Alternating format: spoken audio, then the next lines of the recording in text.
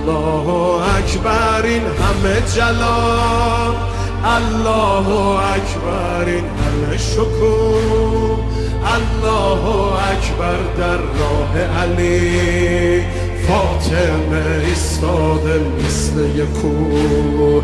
میدونم که راز شهادت این اشکا رنگ خدا میگیرم من با تسبیحات حضرت زهرا. الحمدلله که نوکرتم، الحمدلله که مادرمی، الحمدلله از بچگی ها مادر سایه روی سرمی.